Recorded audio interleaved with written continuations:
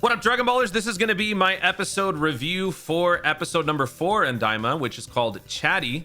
This one brings with it a fun new fight sequence, a new character reveal.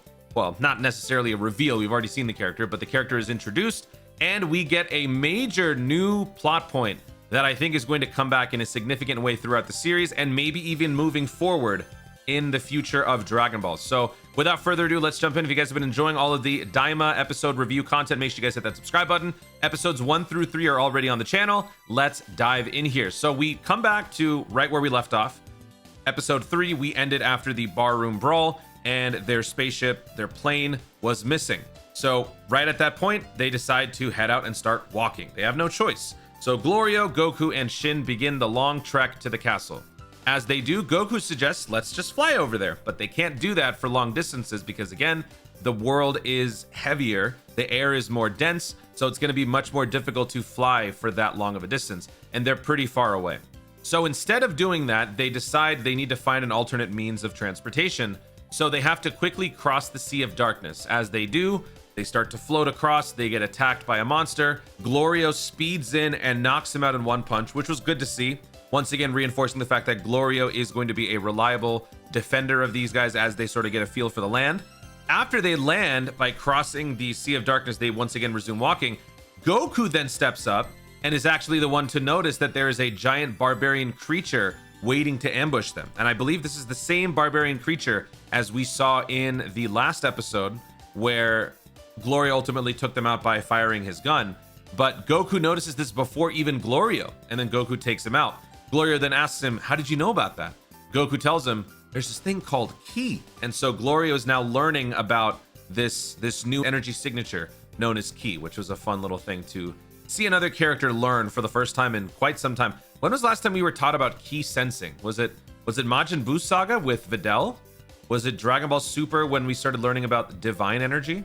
It's been a while, so it was a nice little callback. The three enter a nearby shop, which is seemingly a mom and pop shop run by a husband and wife. The wife comes up and asks them what they are looking for, and Gloria says that they're looking for a plane. So then the mechanic, which I believe is the husband, walks out and starts asking Gloria about what they're looking for.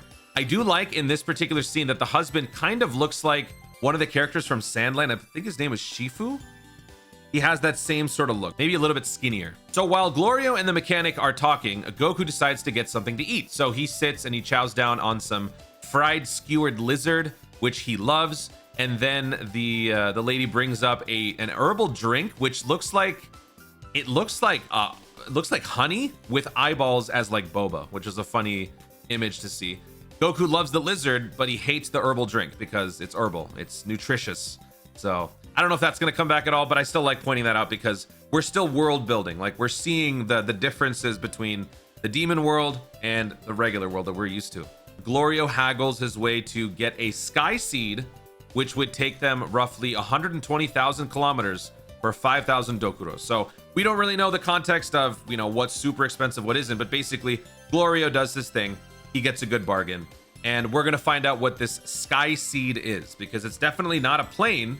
It's something else, because they don't have a plane apparently. After Goku finishes eating, he starts checking out some of the bins that are nearby, because this shop is not only a garage, but it's like a restaurant. It's like a half and half. So Goku is checking out the various bins that are close by. It's like these grain bins where you can take a bunch of nuts or grains or wheat or whatever, one of those, I don't know what they're called.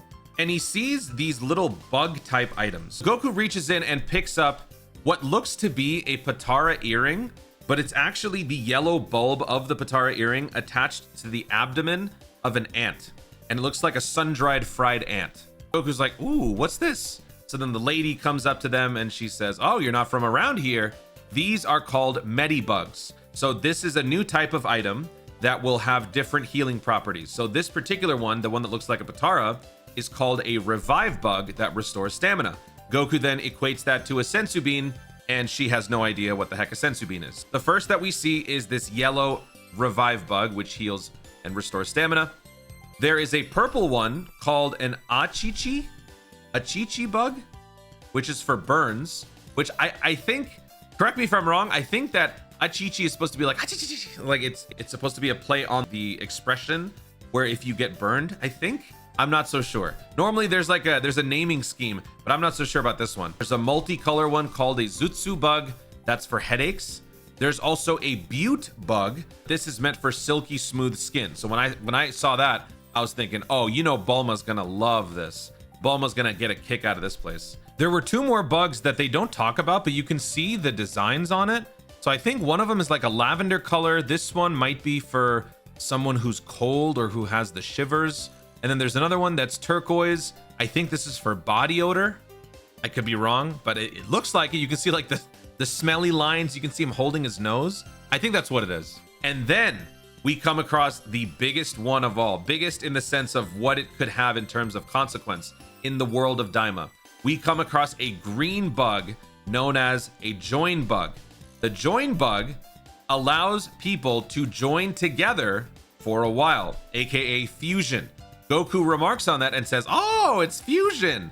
But the coolest thing about this, you actually see 3 figures joining together into a super being. So while it's not explicitly stated that more than 2 people can join, it is implied based on this design that we could be seeing multi-fusion, or whatever you would want to call that, where more than 2 beings can join together. So obviously that is going to send the Dragon Ball world spinning.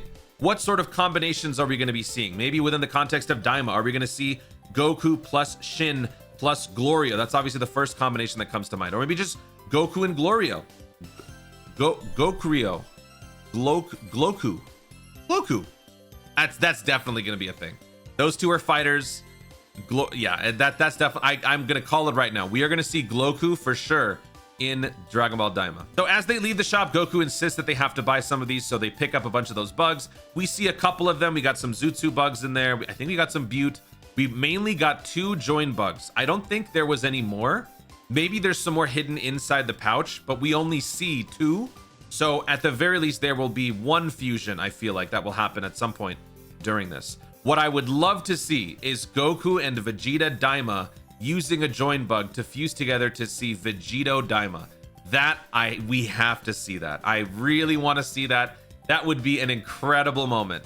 That would probably be the most hype moment of the entire series, even though it's not necessarily unique to Daima. Well, it is. I mean, it's the miniature version of Vegito. We have to see that. We have to. There better be an opponent strong enough to handle a Daima Vegito. As they leave the shop, they head to the back, to the garage portion of the shop, where they are awaiting the Sky Seed. So as they're waiting there, the wife pulls up what looks like a catapult. I first thought they were just gonna have these 3 sit on a catapult and just fling them across the country. But what it ends up being is it's like a broom / Q-tip that is wedged into this mechanism. And so after Glorio, Goku, and Shin board this Q-tip broom looking thing, which is the seed, they first aim the mechanism and then they pull this like little lever tail thing, and then it just shoots off. It's like one of those bottle rockets. It just shoots off at high maximum speed. So that's it. We're done with the shop. We're heading across the continent and we are approaching the castle. So as they fly, they learn there's no steering, there's no control. You have to jump off of the seed before it crashes. Goku is having the time of his life. Shin is battling for his life. As they get closer towards the end of the trajectory, they reach the downward spiral. So now they're kind of losing control, but thankfully everybody gets off before they fall into the Sea of Darkness. So once again, the Sea of Darkness constantly making itself known that if you slip up, you're done. After they land, Glorio says they're about half a day's walk away from the castle. So they've gained insane ground, and so now they continue their journey. So as they resume walking, Goku and Glorio start talking about the Demon Dragon Balls and how they work. They are not hidden. They are in fact placed in very well-known locations. 1 Dragon Ball guarded by a Tamagami in each respective demon worlds. And Goku starts thinking he really wants to fight one of these Tamagamis, because naturally, anytime you talk about a strong opponent, Goku has to fight. So Goku starts talking about wanting to pursue the 3 Dragon Balls to, get the Dragon Ball wish, but also Shin reminds about rescuing Dende. So I think their new goal is not only going to be to take out Gomah, rescue Dende, but also they're going to try to get these Dragon Balls. And obviously we know that's going to happen, right? I mean, it's a new world. There are Dragon Balls. Anytime you mention new Dragon Balls, they have to be used. The 3 of them approach a town where in the middle of the town, there's apparently a crowd congregating. and we see that there's actually a military force that is speaking to the townspeople. Glorio tells Goku and Shin to hide because that's actually the king's army known as the Gendarmerie. One of the soldiers from the Gendarmerie steps forward and starts talking about how under the new King Gomah rule, there is going to be a new policy in terms of offerings to the king. Now everyone must be paying 3 gold coins as opposed to whatever it was before, and the penalty is to forfeit 3 years of your life if you are unable to pay each coin. So you would have to pay up to 9 years of your life. The townspeople don't like this. They think that it's insane, which means obviously King Gomah is a bad person and he is enacting horrible things on his folks. And as people start to line up, you also see like the collars on their necks, which implies they can't flee. If they flee, they would, I think they would have to pay 10 years or something like that. So you can't do anything. You have no choice. So as people start to pay up, we see our first person who is unable to pay the 3 gold coins. They can only pay 1. So what happens is one of the soldiers takes this person to the side and attaches a machine to his neck. And so the machine, I think, takes out years of your life through your neck. So it's like your ki, your energy, your life force. It's basically sapping you of your life force through the back of your neck. And then an older fellow comes up who has no coins, who is convinced that if 9 years were to be taken off of his life, he would probably die. So as he's begging and pleading for the soldiers to stop, a masked figure steps in before Goku can. Goku is getting ready to jump in and take out the forces, but this masked figure steps in. This masked figure is holding a bomb, which is apparently a wasabi bomb. And as this figure tries to throw it, it fizzles, it fails. So then the soldiers begin attacking this mysterious figure. And then Goku swoops in with his power pole. He extends the power pole, sweeps everybody down, and then a fun action sequence begins where it's Goku versus the Gendarmerie. And it's actually pretty cool. Goku is using his power pole basically the whole time. There's no ki blast or anything like that. Well, not from Goku's end anyway. The soldiers fire their stabs because they're also, I guess, laced with some taser gun or something. They start firing blasts at Goku. Goku is rebounding all over the place, jumping up on rooftops of the homes in the town. Goku eventually stops all of them with fun power pole acrobatics, which was a great, refreshing thing to see. After the fight is over, Goku and the others have to flee the scene because now that Goku is a fugitive, they've seen his face. They need to get out of there even faster than before. And as they leave the town, or I think they're about to leave the town, they are confronted by the same masked figure who tried to help that old man earlier. And we see that it is the same blue-skinned girl character that we've seen in the end credit scenes of all the previous episodes. So this is very obviously introducing the newest character to join the Daima cast. I don't remember what her name is. I'm gonna put it on screen. Yeah, that one. That's gonna be her name. And so we'll probably learn more about her in the next episode.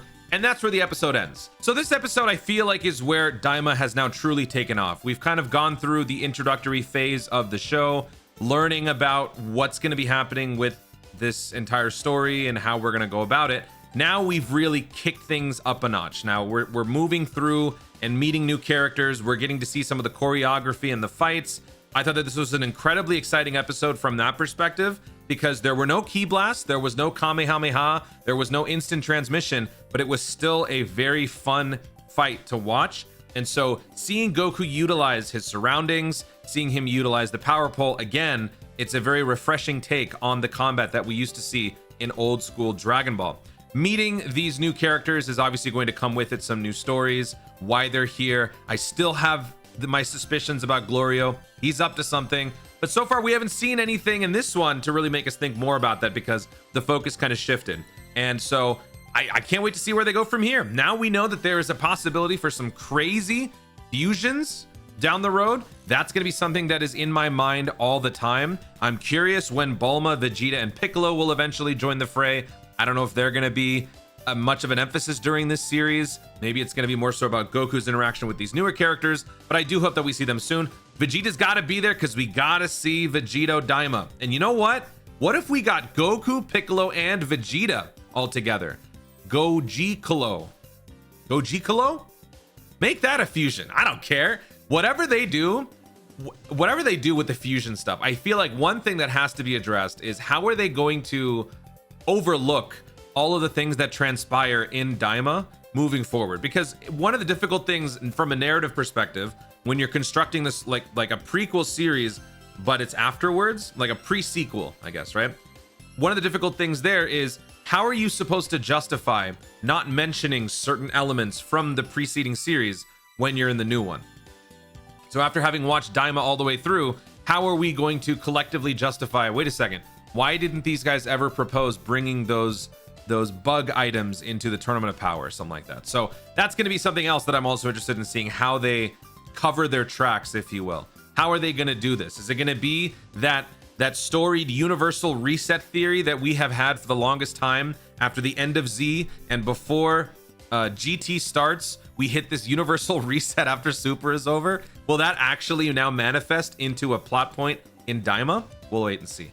Overall, episode is fantastic. I'm going to give this one an A, if not an A+, because I really feel like we've broken out of the introductory phase. This is where Daima now truly begins. Our full cast is here. Our fourth and newest character is here. So let's get going on a new incredible adventure.